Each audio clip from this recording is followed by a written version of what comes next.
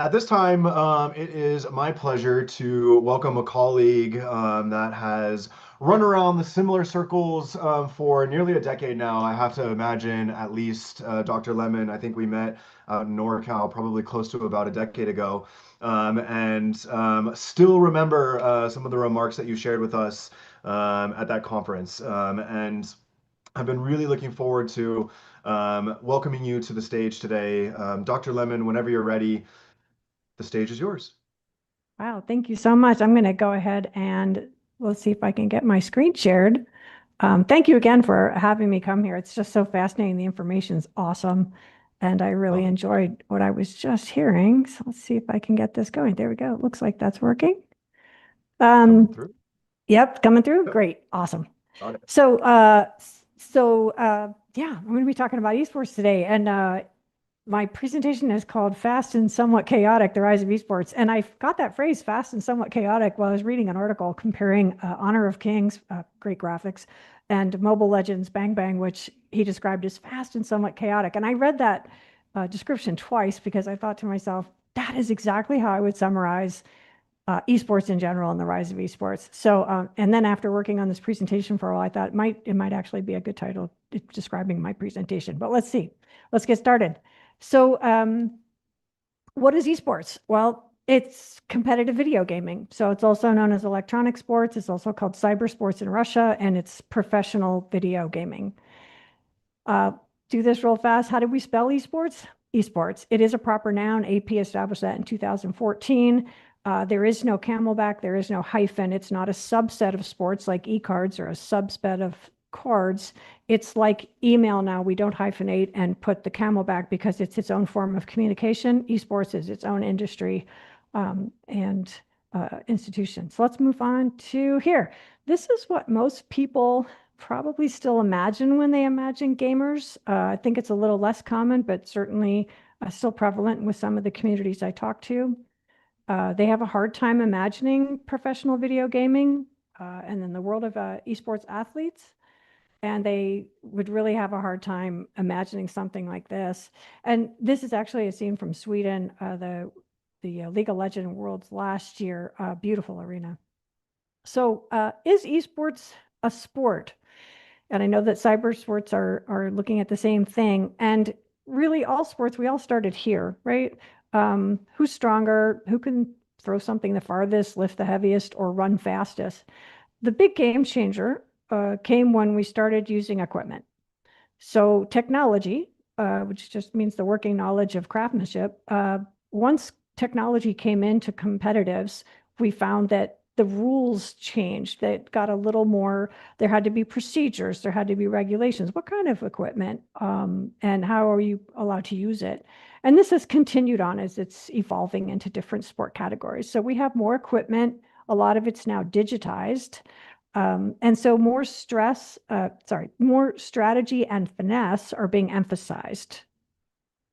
And it's really not a far leap to get here. So here with esports, you've got a team of players who are using multiple pieces of equipment, looking at a screen, determining what's happening, determining how to respond, pulling together a strategy, communicating this to the team, hearing what the team members have to say, and at the same time, they're doing 10 to 12 moves per second.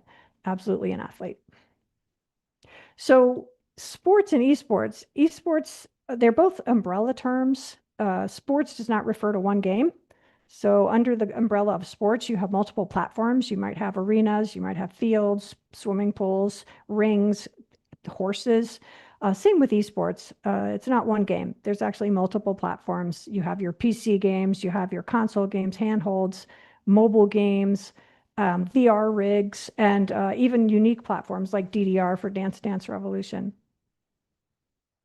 When it came to viewership, people frequently asked me, why would somebody want to go to an arena to watch people play video games? And I always say to them, well, it's what you relate to. It's what you want to watch, right? So who are gamers? Well, let's do some myth busting because the traditional gamer is supposed to be out of shape, male, white or Asian, young, antisocial, not high achieving. definitely wants to study game design or maybe computer science, but unable to earn a living in esports, which is why he's still in the basement of his parents' home. However, that is just not the case. So we're going to take a look at and dispel those myths. The gamer demographic is the demographic of your community. It is global, but when you look at gamers, 85% of high school students now game at least a couple of times a week. College students game. The history of gamers being around has been around for as long as we've been able to develop games. So they're a fair representative of the community you're in. So none of them are particularly out of shape or in shape. They're just the regular people that are in your community. When it comes to the professional esports players that are high profile in the big tournaments, you're going to find that those teams have esports coaches, they have doctors, they have nutritionists, they are kept in shape because a stronger body does produce better mental acuity and they can handle the stress of all the travel and all of the competitions. This is Dr. Levi Harrison, who I worked with one of my classes. And he's a pretty remarkable guy. He's an orthopedic surgeon, but he also himself is a passionate gamer. So the statistics for male versus female. For as far back as they were collecting data on both male and female, we can see it's a pretty even split in interest in gaming. Prior to about 2000, the statistics didn't include female because it was kind of an assumption they were looking at the sales for male purchases for gaming. And then later when they realized there were a lot of women who were gaming, they brought those statistics back in. They really haven't changed much. This went to 2020, but I looked at the current statistics and it continues right on, except for now it's becoming a little more broken out. Women are edging out men in terms of mobile gaming. And since the games actually started, the esports games hit the mainstream, we're seeing a drop in interest of PC games among females. And I do talk to schools about that and people in the community about that and what's causing that and how we might work around that. Women in esports, there are women in these positions. There's Tactical Grandma, she's one of my favorites. They are in the different positions that you would normally associate with esports, but admittedly, they are very few. It's still something that we are working on to try to get more acceptance in there, to get more foothold. But again, esports is, even though it's not brand new, it's still struggling with how it's going to be formatted for the public. So Microsoft did some amazing work with adaptive technology. And because of that, we have people that, even though they have a lot of challenges, they're still able to compete in legit tournaments on teams. The quad gods are one of the most notable. You also have age-wise, you have the Silver Snipers. They're a professional team. I think they're coming out of Sweden. And that has not held them back whatsoever. And of course, the first Neuralink patient, when they got his neurochip in, the first thing he was doing was gaming. So, and found that he's actually really good and really fast, which is not to be surprised. So it'll be very interesting to see how that rolls out in the future as the Neuralink becomes more common or ubiquitous. Shroud himself, who was a CSGO player, actually gave a talk about why you can still be pro at 50. There's nothing physically that would hold you back if you're staying in shape, because even though you might move some of the earlier fine motor movements, the strategy and the experience you have and knowing your players and knowing yourself actually is an advantage. So the myth that you have to be young in order to compete, we're going to see that slowly shifting. Originally, it looked like younger players, but now the average age of a pro player is in the mid to late 20s. The youngest one I could find was an 8-year-old gamer who got signed for Team 33 for Fortnite. The viewage for viewership, the average, I like these. I've got two different slides to show you here. With the average age of an esports viewer was 32, sometimes 34, around 2016, very important year. And you can see that the other sports are actually aging out. And so when I looked at the current stats, still aging out on traditional sports, but you look at the esports viewership age and it's dropped. It's now 29 or 26, depending on what source I found. And this is remarkable because the amount of viewership simply continues to grow. We have not lost ground with viewership. It's still massive and getting more massive. And so to be able to bring the stats down is reflecting the enormous amount of young people who are going into esports and want to view esports. So that's a testament to that growth. Are gamers social? Oh yeah, they're very social. It's not just like the console players who want to be together and do some Smash games. They got to be together, or should be. And then they do a lot of socializing together. But my main point I want to make is because this is the demographic of your community, if you are an introvert or a loner, you're not going to change because of esports. The same with if you're very extroverted, you're not going to change because you're a gamer. So that idea that you're always a loner down in your basement, that just doesn't apply really anywhere. And even if you are, the lower left screen there shows a lot of people when they saw them gaming what looked like by themselves, they didn't realize that they had these running chats and they had this way to communicate while they were gaming anyway. So the idea of that being a lonely pastime is also debunked. There's a lot of actual community events that occur within in-game. And so people can get together and actually participate in these concerts and things that are being promoted through the games themselves. Are they good students? Yes. This is one, again, a chapter in my course is I've looked at over 40 years of psychology with gaming, and it's been debunked so many times that there's no tie. There is no tie between violence and gaming. And I'm always surprised when I find a new study because they're just kind of not letting go of that yet. But the National Institute for Health actually went on a study recently to try to find out what are the potential negative effects of gaming. And we're actually finding that no, there just aren't any, that they do have superior visual, spatial, and attention skills. So, and these are scholarship winners from UC San Diego. And the other reason I like looking at this, you can check their page on the San Diego website, but you can look at the scholarships that these students have and what field they're in. And you can see it's all over. It's cognitive science, Japanese studies, history, psychology, data science, international business. They don't all want to be video game designers. They don't all want to go into computer science. So again, it's the full demographic of your community. What students come into the college, they're bringing their gaming to that field. So let's take a look at the rise of esports. So is it new?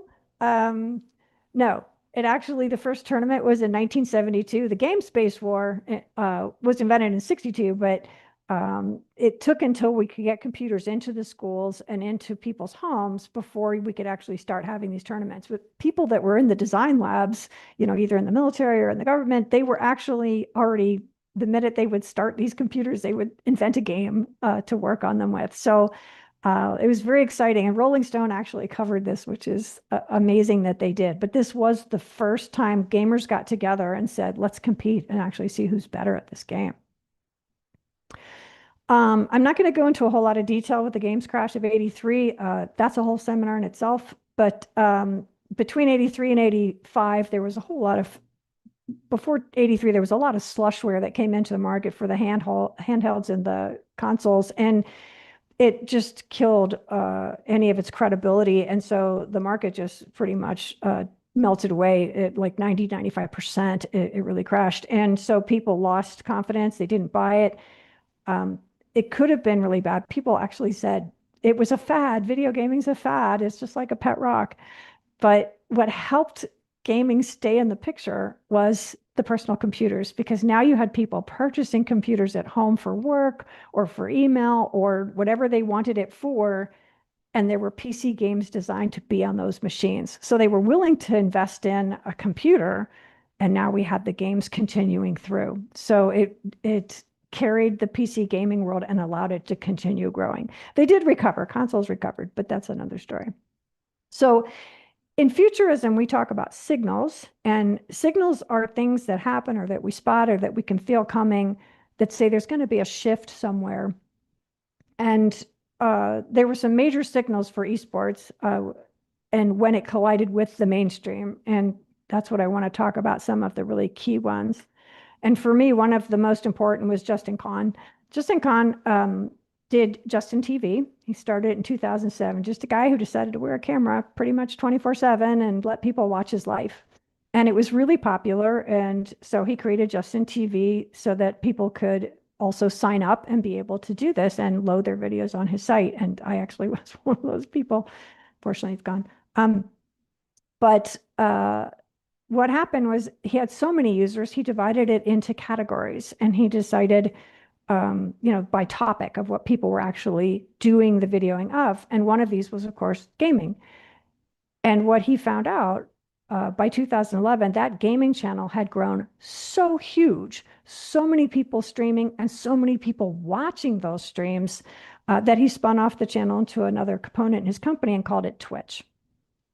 And Twitch then became even larger, so that by 2014, he just rebranded it to Twitch entirely, just dropped the Justin TV and said Twitch. The importance of this is that the gamer community was unaware of the size and power of that community. People knew that they gamed, and they knew people around them who gamed. And when they traveled, they would hear about local tournaments, but they didn't understand the size. They were watching people video and went, wait, look how many people are gaming and how many people are doing these games that I want to get better at. And so suddenly now we could get statistics on just how many people were gaming and what games they were looking at. And this, because of the pervasiveness of gamers within the community, there were people obviously talking to industry. And that was one of the biggest bombshells that dropped in the industry. Was only a few months, it went from February to July, after he branded his company Twitch, Amazon paid $1 billion for it. In 2014, this was mind-boggling. And in fact, even Microsoft had the opportunity to get into this and they passed. So this was a huge, huge flag. I think Justin TV itself, watching the growth of it, that was a huge signal. And then seeing Twitch's purchase was a huge signal to most of the other industries. So now we have statistics. So 2016 is the big year of change. 2016, they went through the traditional statistics for just viewers that watched games, right? So traditional sports. So we have 23 million viewers who watch the World Series and 20 million NBA and 18 Final Four.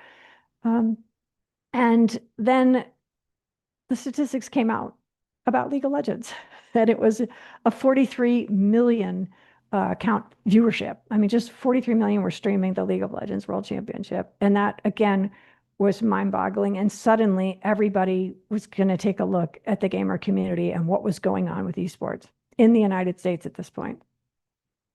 So a second signal that was important was Pokemon Go. And Pokemon Go also started in 2016 at the US in August. And they were looking at the time to 50 million users. Today, we don't think much about 50 million users. There's a lot of apps that get that pretty quickly. But in 2016, with the equipment we had, that was a lot of people. And you can see over there on the left all the different devices and how long it took. Took Facebook, the first couple of years of Facebook was curated, so that couldn't really count. But then after that, it still took 2 years to get the 50 million users. And YouTube took a year to get 50 million users.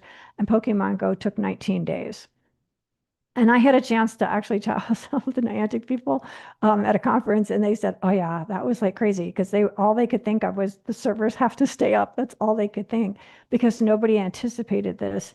And again, it was a really good indicator of how many gamers were out there, how many wanted to be part of this, how many wanted to be with their friends, even with an AR mode. But it was a big signal of the size of the gamer community. The next thing they started looking at is, where's the money coming from for these tournaments? I mean, how were people sponsoring a lot of this stuff? And it was assumed that it would be technical companies, Microsoft for the equipment or Logitech. And they were part of it. But there were also a lot of non-endemic sponsors, people that were not directly associated with esports or with gamers. And so again, it's a reflection of how gamers were permeating all industry, and we're saying, hey, I'd like to sponsor this tournament. Hey, I'd like you to be a sponsor for these teams. And so that made everybody sort of sit up, because now it wasn't, a direct link to gamers. This was Ben and Jerry's deciding that the ice cream company was going to sponsor a local tournament. In terms of physical presence, stadium stats. So in 2014, 40,000 seats sold out in under an hour in South Korea. It didn't really make our mainstream news here. It did in the gamer community, but not mainstream because it was South Korea. However, in 2016 in the Staples Center, they sold out in minutes. And that did make news. And when they came to the Cow Palace in San Francisco, we were not able to get tickets, but we had a cooperative at that time set up with a Japanese college, and they came over to see the World's Fair with us, and they were able to get us tickets, or we would not have been able to go. But this did make news. So Nielsen looked at all this, and Nielsen collects data on viewership. They decided that they were going to make an entirely new division to measure esports. This is key because they didn't put it under traditional sports. They didn't just have another department under something else. They literally created an entirely new division just to measure esports. And on that notice, you saw Comcast and Dish Network, all the different streaming services came up and decided, yeah, we need esports channels. We need to have track our own viewership now with esports. And so the stats came out, and it was very obvious that Twitch was now the dominant streaming service over everybody else. And that was remarkable. And showed that Amazon knew exactly what they were doing. And curiously, the next year it came out showing the unique viewers. And while the League of Legends in 2016 was 43 million, by the next year it was 46 million when they had it at Katowice. So International Olympic Committee, they've been struggling for years with viewership dropping consistently over the years. And they looked at all those stats and decided, yes, esports are sports. So we were really happy to hear that. But they have struggled for years trying to figure out how they're going to make that work. And so they've had like side tournaments at different Olympics, like at the Tokyo Olympics and stuff. But they finally came to a resolution, which we'll get to at the end of this presentation. So the next big signal was Ninja, who in the end of 2018, at the New Year's Eve celebration in New York, decided to announce his earnings for the year, and they were $10 million. And what this did was, it was obvious not everybody was going to make $10 million, but it solidified streaming as a legitimate money-making endeavor. That the streaming can be something. This can be a profession, or at least a job for a while. So there was money in it. And again, people sat up and took notice. This was independent. This was no longer industry generated. These were individual gamers who were creating their own income streams.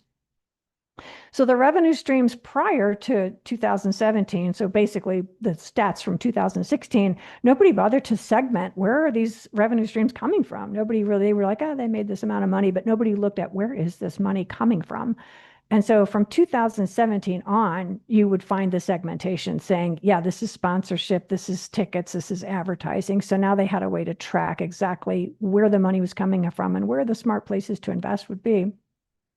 The esports market report for this year came out, and in 2025, they actually earned a little over $3 billion, and they're forecasting 7.7 for 2030. The reason I really like this slide is because early days when I would show the market reports, they were saying, oh, 2025, like 1.8 billion, or God, wouldn't it be amazing if we got $2 billion? And you can see here we actually got over $3 billion. So they're still, it's more than people estimate. So the growth rate has not slowed. The esports awareness population, this just means when you say the word esports, do people know what you mean? It does not mean that they're players or gamers. It just means they're aware that esports is a thing. And it's right now at 3.24 billion, which represents a third of the global population. More interesting if you really, I would like to see statistics on esports awareness for people connected to the internet, because it just says global population. And of course that could include like newborn children and things like that. So I'm not actually sure the sheer numbers, but that's what they're saying based on the global population. So globally, soccer still dominates. They're still the number one most watched sport globally, far above anybody else. But this year we have esports in the number 2 slot, and they're still growing. So I don't know that they'll catch soccer, maybe not, but they are now in a really interesting place over all other traditional sports. Some new things that occurred were recently was Microsoft bought Activision Blizzard, and they paid $68.7 billion for it, and it was an all-cash offer. This is important because it shows forecast wise, they have complete faith that every single dollar will be worth that it is going to continue to expand and burgeon out, that this is an industry that they see a clear path to what their expectations are looking forward. So, really impressive statistic. Again, another one, EA was purchased for 55 billion, again, all cash. This is taking a more interesting turn because these are private equities. These are not public companies. These are going private, and this is owned by the Saudi Arabia and purchased through their personal wealth fund. And they also have a company called Savvy, which bought Scopely, who bought Niantic and several other gaming companies. So Saudi Arabia right now is in a move to start purchasing a lot of these gaming and esports companies and to see what might be coming from that. But this might have something to do with it. And now we know there will be an inaugural Olympic esports game, the actual esports games to be held in Riyadh, Saudi Arabia in 2027. So I think they're preparing for that. They are definitely going to be a big dominating force in the esports world in the days to come. This, by the way, is Olympic esports. This is not a subset under traditional esports. This is now a complete Olympic Games that will be centered around and including esports. And I'm going to be watching this closely because I want to see like what games will be included. Will they do different platforms? Will it be predominantly PC based? Will they have the first person shooters included, along with the third person map games? It'll be very interesting to see that going forward. For me now, looking at with esports and cyber games, so they're both athletes. You guys are both doing pretty incredible things with a lot of equipment, a lot of finesse, a lot of strategy. They're viewership wise, and viewership is money. I mean, that's why you see all of these companies getting into esports, is because they want the viewership. They want eyes on, and that drives ad revenues and brand awareness and things like that. So esports are a little bit easier, especially if it's third person and it's map based, because it's sort of like going to a football game. Maybe you don't know anything about football, but you recognize two end zones and you know when there's a touchdown. So watching esports game, you can see there's, let's say, League of Legends, you got the two towers of either side. You know that one's got to get down to the other one and destroy it, and then they win. But it's sort of like watching a track meet at the Olympics too. You see the field, you know where the start is, you know where the finish is. Cyber games are a little more like watching a marathon. There's a whole lot of stuff going on, and there's a lot of strategy going on, but it's harder to see if you're not really familiar with how that goes. And I think that's part of the challenge going forward. I know Brad had mentioned, he was talking about Japan, that was taking a look at how could they get an interface overlay that would help people watch it, so they could see how exciting it is and see the progress and the stops and starts, which I think would be awesome. But for viewers watching cyber games, you really kind of have to know the code and understand what the process is to really get a feel for how tight that is and how stressful that can be. I know that he also mentioned something called Cyber Flash, which I think is also going to be a real plus, because having something short term where you have a ticking clock, that also really makes it more exciting to watch. And I think it also means there might be a series of protocols, but now you have to innovate a little bit, because you have to determine, do I want to follow this protocol, or do I need to shortcut in order to be able to get to my my objective? Cyber competitives. Well, I wanted to look at let me look at what they're a little bit different, and let me know how I'm doing on time here. Yeah, I think if we can start to wrap it up a little bit, that'd be good. A little Yep. behind Okay. on our run show. Yeah, that's absolutely fine, because I forgot to turn my timer on. I'm so sorry. But yeah, no, I was gonna talk about how they're slightly different. But you know what? I can always leave that for another time. Thank you so much for coming to this. I know it's a lot of data all at once, but I am happy to talk to anybody or do a seminar, or anybody can reach out and contact me to take a look at the materials, or to have a session on any particular specific area that I touched on today. Well, share with us one thing that you think cyber competitions and esports have in common. Where were you going with that? I think what I like is that they both um, they're both global. So I think they both have a tremendous outreach, which is really helpful because it's very supportive if it's not something localized. I think they both are at this point looking to be recognized. I mean, the skills are recognized as a job, but recognizing these as particular competitions. I think they both are looking for validation in it and trying to get that growth up. They're both looking for the viewership, which to get that respect and recognition, because yours is kind of niched in like a highly secured area, which makes it a little more difficult. And also to branch out because you're, put into departments where you have a specific demographic going in, and esports has the problem with all the different stereotypes. So you're both facing different challenges, but you both literally are kind of doing the same thing. You're doing, Yeah. a game that has a goal. Yeah. Absolutely fascinating stuff. Wonderful presentation today, Dr. Lemon. Thank you so much for joining us this afternoon. And certainly, Jess and I are big believers that we're driving the similar trajectory. So one of these days, we're Yes. looking for a 3.2 bill. Yes, absolutely. Dr. Lemon, thank you so much for being here. Have a wonderful rest of your day. Really appreciate you joining us this afternoon.